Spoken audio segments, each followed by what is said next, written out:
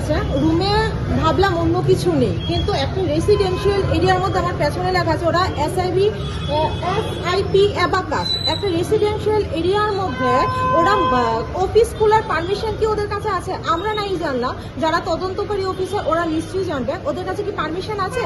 এক পয়েন্ট। দ্বিতীয় পয়েন্ট হচ্ছে, যদি এটা অফিস রুমই হয়, ওরা অফিস রুমে ভাড়া দিয়েছে, তাহলে ওইটার মধ্যে পিএনজি লাইনটা কি করছে?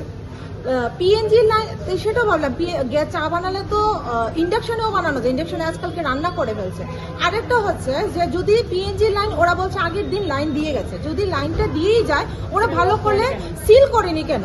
আর এটা মালিকেরও নেগলিজেন্সি নাকি পিএনজির ওদের নেগলিজেন্সি? কার নেগলিজেন্সি? যে জন্য আমরা হয়তোবা শরীরে কোনো আগুন লাগেনি, কিন্তু আমরা যে পরিমাণ প্যানিক অ্যাটাকে আছি, কালকে থেকে আমাদের কোনো ঘুম নেই, আমাদের ঘরে ঢুকতে বরাবর ভয় করছে।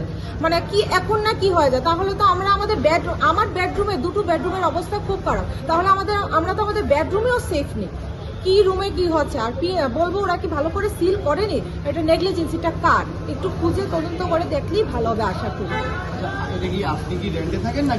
আমার নিজস্ব ফ্ল্যাট, আমি এখানে 8-9 বছর ধরে আছি। আমার এইটা ফ্ল্যাট তো বেশি দিন হয়নি, আমার তো পেছনের দিকে ফ্ল্যাট। সবাই ভাববে হয়তো আমি তো এই ফ্ল্যাটে নেই, আমার কি করে ক্ষতি হলো? কিন্তু আমার যে কথাটা হয়েছে, আমার বাথরুম যে রুমটা তো ওদের ব্লাস্ট হয়েছে,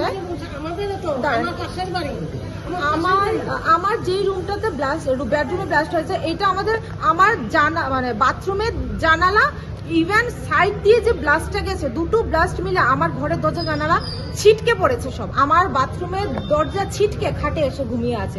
আজ এই ঘাটে বসে আমার মেয়ে পড়াশোনা করে বা টিভি দেখে। যদি আজকে বাচ্চাটা, আমরা গতকালকের জায়গায় যদি আজকে হতো, আমরা ওমাগো করার আর সময় পেতাম না।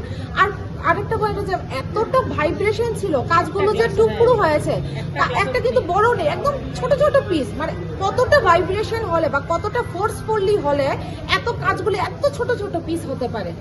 এইটাই আমার প্রশ্ন, যে একটু ভালো করে তদন্ত করুন, আর নেগলিজেন্সি করে মানুষের ক্ষয়ক্ষতি করাটা না করলেই ভালো আশা করি। আমার নাম পাঞ্চালি সরকার।